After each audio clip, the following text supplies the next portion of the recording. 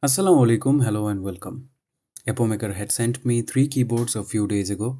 One of them is RT100, which you are seeing on the screen right now.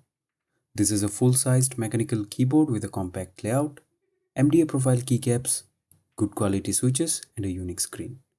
RT100 is really popular among most of the mainstream keyboard content creators, but how do I feel about it?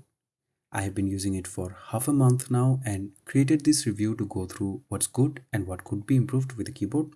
So let's jump in. The keyboard was sent out to me directly by Epomaker.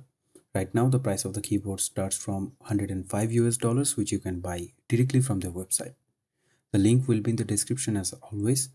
For my Bangladeshi viewers, you can contact Gadget Nova if you want to pre-order the keyboard. The box design is good enough.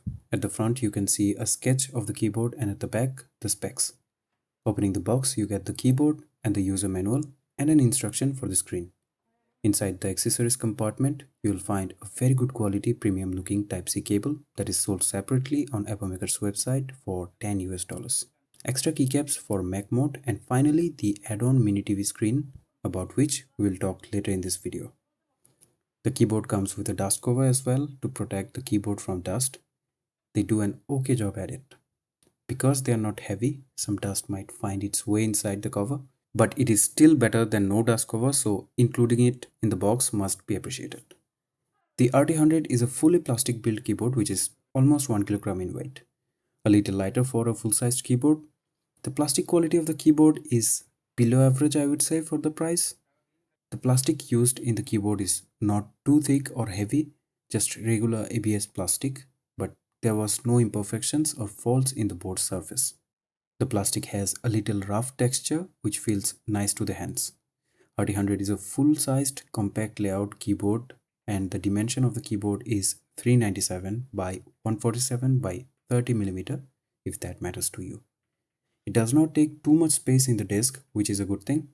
The side profile looks unique as the top and bottom frame bows upward a bit, giving it a sleek look. I'm not a big fan of the particular design as I love boxy bottom part for keyboards, but I will have to give it to Epomaker for trying something new. Now if you look at the back, it also has some cool bowie design.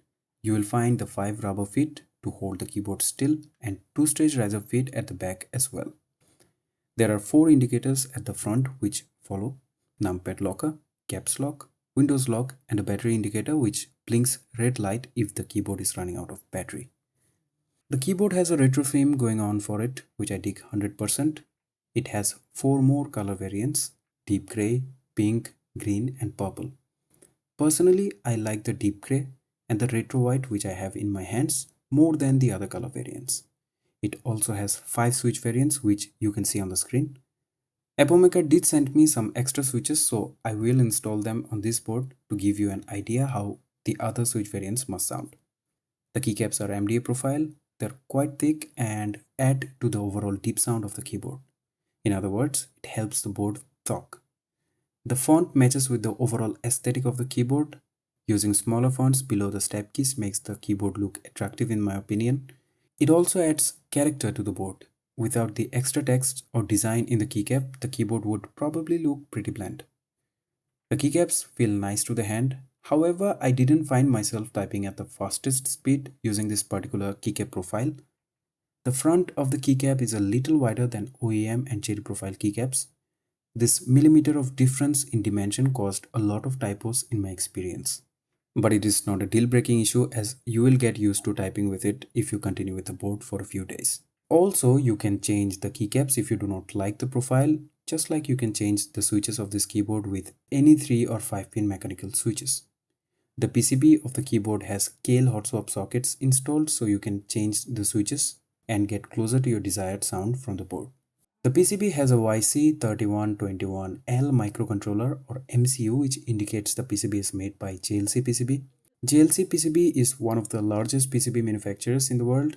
Therefore, I hope you won't face any problems with the PCB in the future. All the sockets are tightly soldered in the place and the PCB visually looks a very good quality one.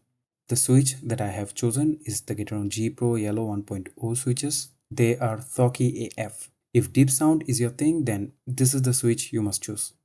The spec shows the actuation force is around 50 grams and the total travel distance is 4 mm. The switches definitely feel very heavy. The spring tension is very strong, which some might argue resembles the typing feel of a membrane keyboard. The bottom out of the switches in my measurement was around 65 to 69 grams. Compared the Wisteria Linear, which bottomed out at around 40 to 45 grams. I prefer the weight of the Wisteria over the yellows any day, but they do compensate for the feel with the sound. RT100 with Gateron G Pro Yellow 1.0 sounds really boomy and deep, which to my ears sound really pleasant. The switches are factory looped and do not feel that scratchy. The PCB of the keyboard supports screw-in stabilizers, which is a huge plus point as the included plate-mounted steps are, to say honestly, not that good. They are rattly and not tightly placed in the slot. Although they are looped, putting some tapes to tighten the placement and if possible, relubing them is recommended. I hope the board will sound much better after fixing the steps. The keyboard has very bright RGB. It has south-facing LED, so no interference with cherry profile keycaps. The RGB can be controlled with onboard commands like FN plus delete to change the effects, FN plus page up to change the color, FN plus page down to turn the LED off or on, FN plus arrow keys to control the brightness and the speed. You can go to Mac mode by toggling the switch at the top right corner. At the top right corner, you'll also see a knob, which is one of the most satisfying sounding knobs I have ever used. The knob is pretty consistent with its operation. One click in the knob while rotating it increases or decreases the volume by the increment of 2%. You can press the knob to pause or play videos. Let's hear the sound test before proceeding to the teardown.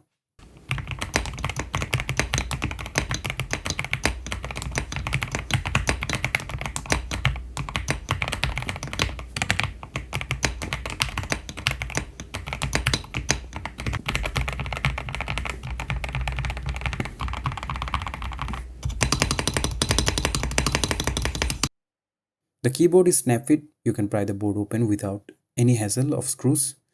Please be careful while separating the top part and the rest of the board as it has two ribbon cables which are very tricky to open and connect again. I have broken the lock of the knob connector as you can see. After removing the ribbon cable, you will be able to remove the top part. The knob and the on and off button is connected with the daughter board. To remove the PCB and plate, you must remove the JST cable to the battery. In the case there is a thick foam and under the plate there is a poron foam and an IXP sheet that works as switch pads, which dampens the sound to a great extent, but the plastic case makes the threshold of the hollowness too much for the foams to handle, in my opinion. The PC plate has flex cut, something that I'm not quite fond of. The gasket performance is okay. There is quite a bit of flex but not much bounce. You can add some tape to increase the poppiness and sharpness of this rather muted and deep sounding keyboard. The battery is located in the middle of the case. It is a 500 mAh battery which is enough for at least 7 to 8 days of hardcore usage. If you can compromise turning off the LED, the battery life is going to be even longer. The mini TV add-on is the main attraction of this keyboard. The display fits into the store space on the left side of the keyboard. It shows PC stats and you can also upload GIF files to it through the software which you can download from Epomaker's website. You can also remap buttons, customize function layers, control RGB and much more with the software. RT100 is a tri-mode wireless keyboard. You can connect the keyboard via Bluetooth 5.0 or the provided 2.4 GHz dongle. The connection is fast.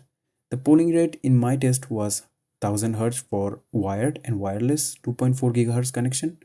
But that might be wrong, so take the results with a pinch of salt.